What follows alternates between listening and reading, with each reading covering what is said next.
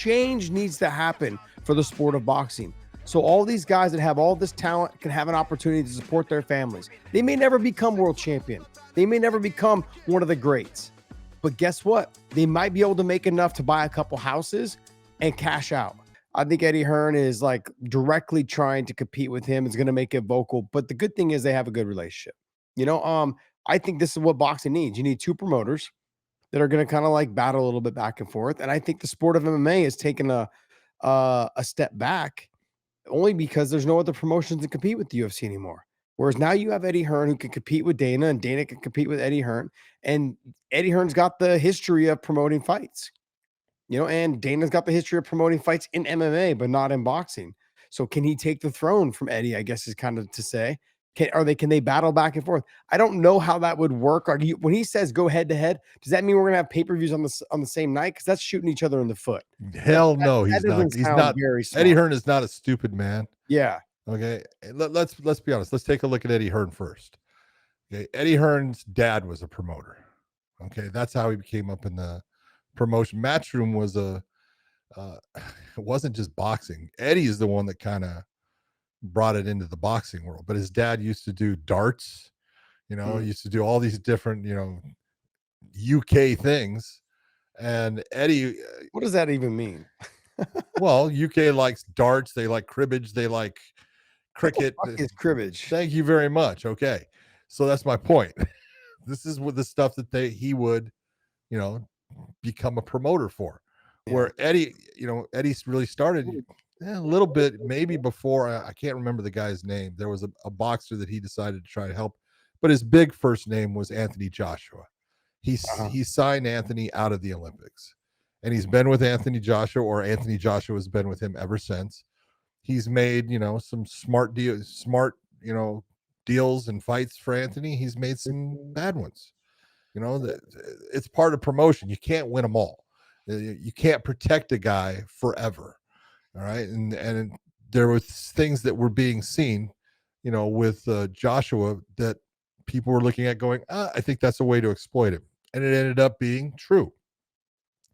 But he also put together some huge fights. You take a look at the Joshua versus Klitschko fight that happened at Wembley. There was 90-some thousand people in the seats. That's a great promoter. That's a guy who's doing his job. That's a guy who's putting money in the fighters' pockets, and he's putting money in his own. That's what he's supposed to do. So Eddie Hearn is a quality promoter. And when I say quality, I've never heard any boxers really get into ripping Eddie Hearn as far as Eddie Hearn did me wrong. I've heard that from fighters about all kinds of different people, and I can start Bob Arum, De La Hoya, all there you go. Okay, so Ryan Garcia right now is publicly fucking just being like De La Hoya's fucking So Don King was the reason for the Muhammad Ali Act. So there's all these promoters that have had relationships where they've screwed over fighters, and the fighters are pissed off at them. Who was the guy that was the promoter for Elite XE? Shaw? Gary Shaw. Gary Shaw. Yeah. So came from boxing too. But Dana is a guy, does he screw over fighters? Some people will say yes, based upon, well, he cut this guy. I'm sorry. That's what happens when you're thinking. Does he always pay the people what they're supposed to be paid? We've talked about this. Yes. Right. Does he sometimes overpay them and give them, backroom checks and stuff? Yes. So I can tell you what he's not doing. He's not charging you fucking $98,000 for towels. Hello. Thank you very much. King and Mike Tyson. He's not doing that. So, is he perfect? No, you're never going to make everyone happy. Dana is the greatest promoter of fights that there's ever been. You got to be honest. No one has put on more fights in the fashion that he does week to week and have it maintain a specific level. Mm-hmm. There's no one else. Okay. Eddie Hearn is close when it comes to boxing. He does a great job, but doesn't put on half of the fights or half of the cards that Dana does throughout the year. And so going into this whole thing, I do think they have respect for that. I think Eddie does respect him. I look at it, and this is no different. When you're a fighter, you know what? You have egos, and you say, hey, we're going to compete. because you are competing against another fighter. Promoters don't compete against each other. Okay, doesn't happen. I used to tell referees all the time. People would sit there and say, I said, do you compete against Herb Dean? What the fuck are you talking about? Herb's a referee. The only person that Herb Dean is competing against is himself. The only person that I am competing against is myself.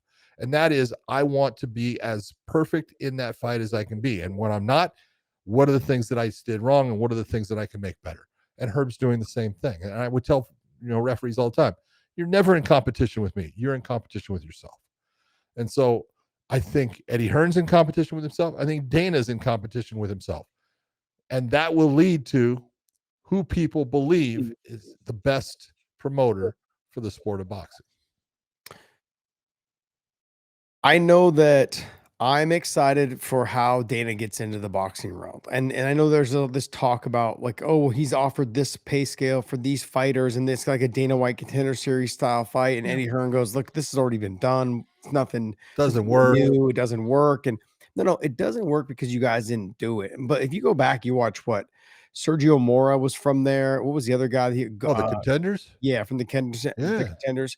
Like it can be done.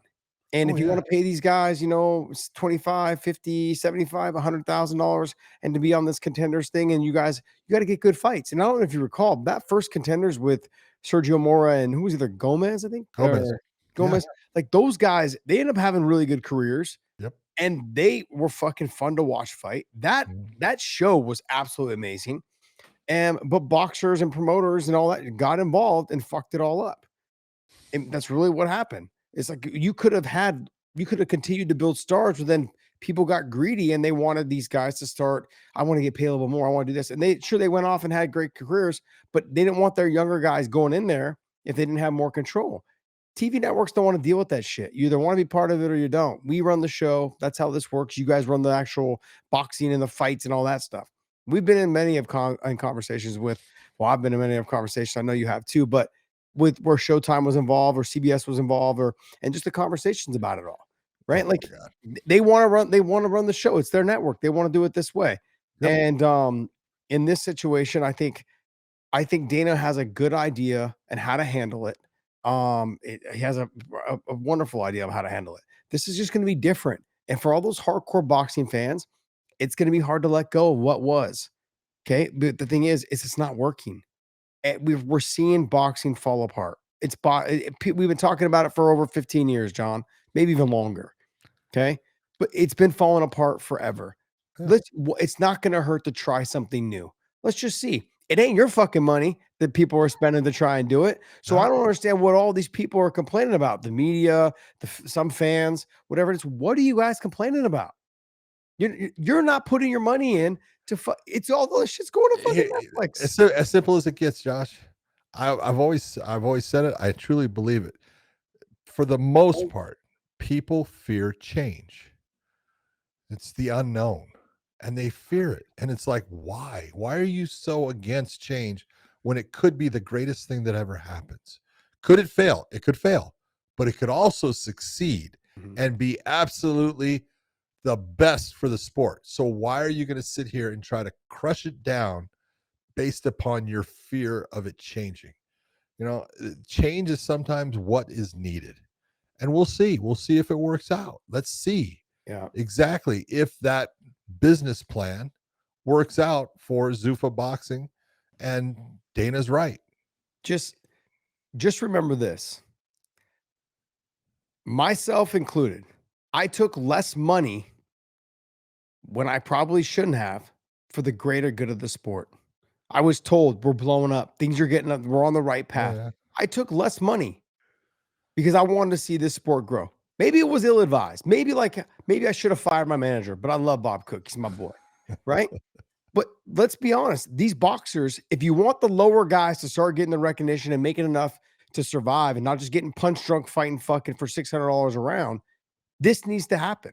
Something along these lines needs to happen. Change needs to happen for the sport of boxing. So all these guys that have all this talent can have an opportunity to support their families. They may never become world champion. They may never become one of the greats.